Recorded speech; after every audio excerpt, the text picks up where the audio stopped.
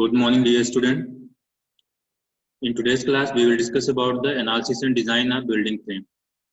In previous classes, we have discussed about the analysis and design of portal frame. And from today, we'll start about the building frame. As we have discussed, two type of frame are there for framed structure.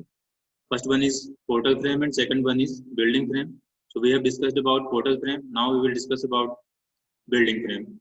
So let's start the class. Building frame. Actually, what is building frame? If we grow our building vertically, then we make the structure in the form of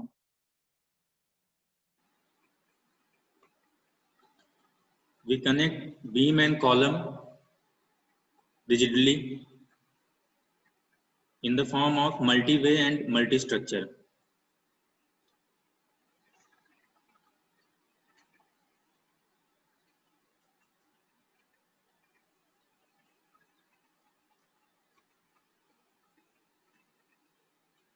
Okay.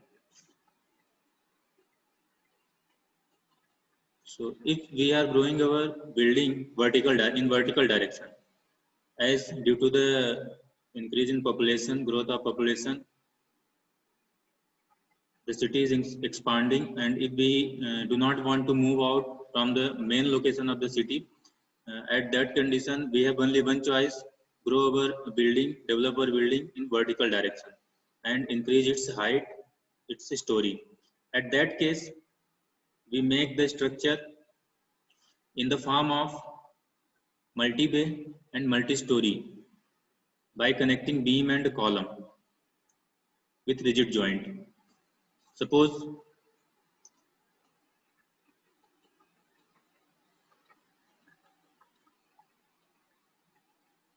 this is a building frame.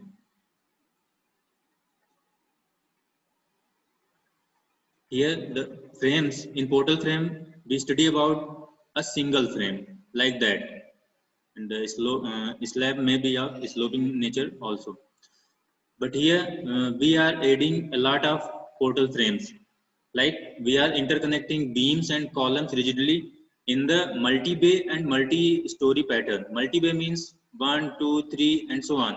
We can increase the base in this frame, and we can also adding the bay in multi-story pattern. 1, 2, 3, 4. If we connect the beam and column rigidly in that pattern, that is called building frame. So if we are constructing a multi-story building, we are growing our structure in vertical direction. At that time, we have only one choice to make our structure in building frame pattern. By doing so, we can make our structure more stable. That's why we provide that kind of structure. Because if here the beam and column are rigidly interconnected, so the whole frame is working as a single unit. If any load, any will act at any point, the load will transfer due to the combined action of whole assembly. Okay, there is no any local effect in any particular element.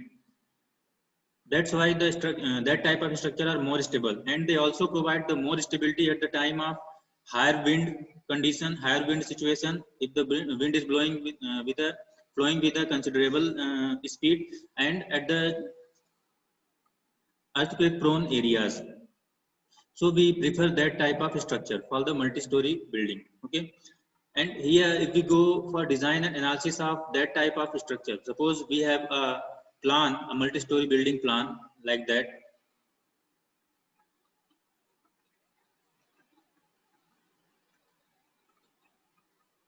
Suppose this is a plan of multi-story building. We have to construct that building like 10, 20, 25 story.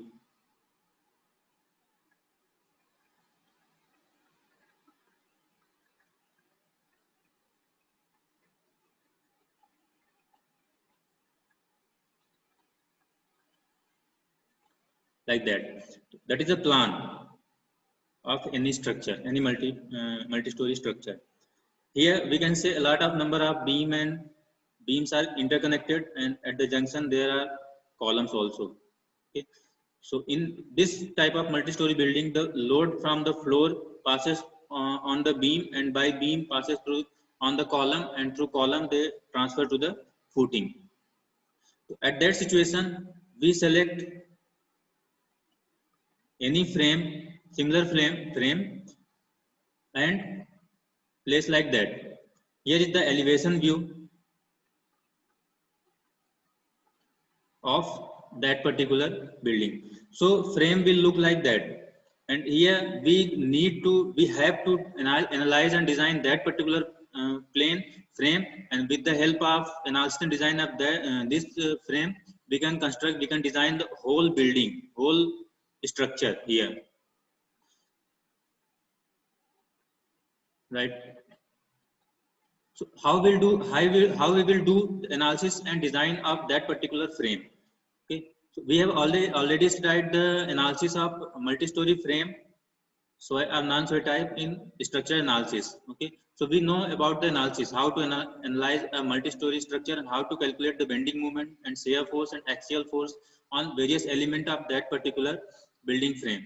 So again I will remember you the concept how to analyze a multi-story frame, because without the analysis of that frame we cannot design it. So let's see.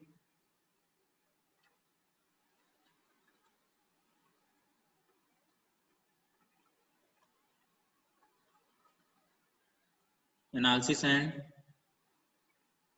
design. First of all, we do the complete work here in 4 steps. In first step, we select, we provide, or we assign dimension of the element, the various element what that particular frame is consisting. We have to select, we have to assign the dimension, all the components. So first of all, dimension. First of all, we have to select dimension. We have to set dimension to every component of that particular frame, like beam, column, slab, all of them.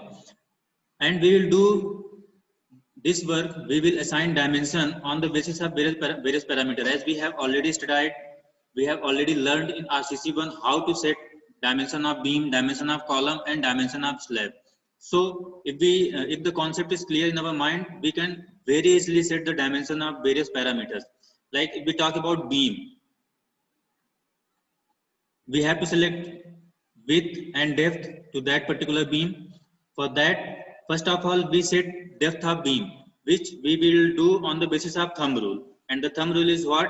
According to the thumb rule, the effective depth of a beam is length by 12 to length by 15. In this range, we can opt any value for the depth of beam.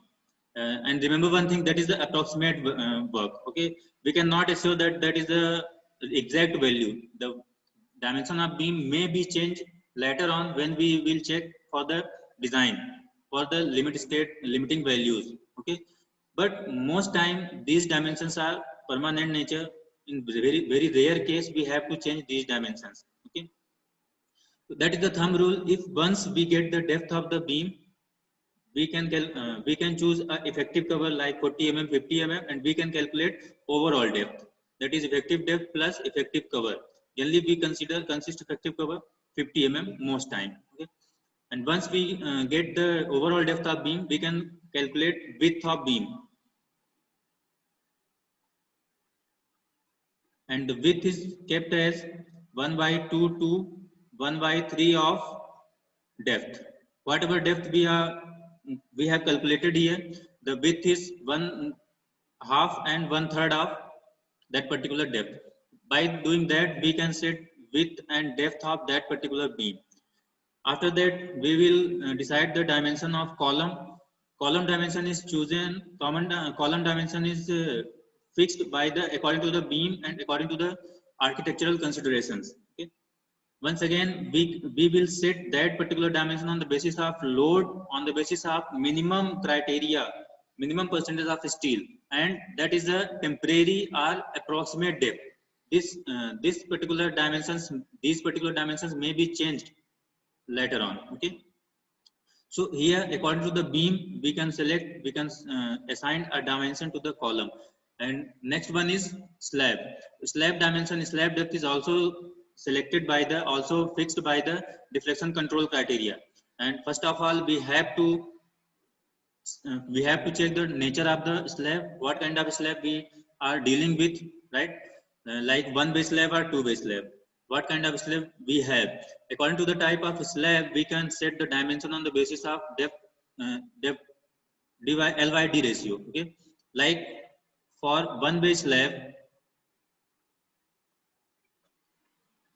generally we use LYD ratio 20, 26, and 7 for various kind of end condition. But here are some modification factor are also included in these values. If we consider the modification factor, these values may vary.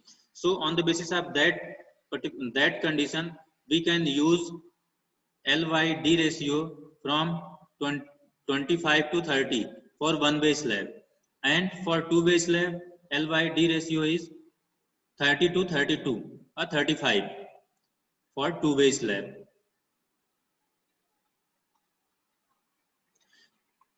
With the help of these thumb rules or deflection control criteria, we can set the depth to slab very easily. So here we have depth, we have dimension of all the components, beam, column, and slab here. The next step will be calculation of load. In second step, after getting dimension of the members, we will calculate load. Okay. Load means not only individual load. Here we have to check the load combinations also. Like in any structure, the live load, dead load, earthquake load, wind load, snow load, any kind. Dead load and live load will occur at every situation, and the remaining will be depend on the area where we are constructing the particular structure. Is that area prone to earthquake? Is that area the wind speed is considerable, and snowfall area? So according to the area, these parameters are considered. Okay. So if we consider all the loads, there are certain load combinations which are important. So for that we use IS 875. Okay, especially part 5. Part 5 is dedicated for the load combination, and with the help of these load combinations, we can calculate the load very easily and in a simple way.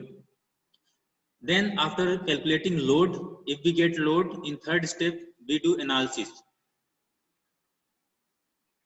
of structure. In analysis, we can opt any method. There are various methods for the analysis of portal frame, especially 3 methods are there. We can opt any method and can calculate the maximum values of reaction parameters.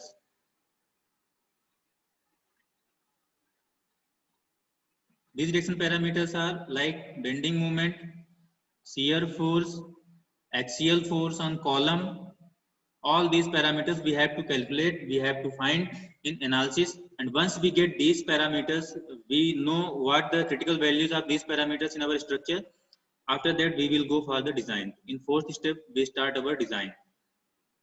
And on the basis of these reaction parameters, we will set the quantity of steel for various various component at various positions.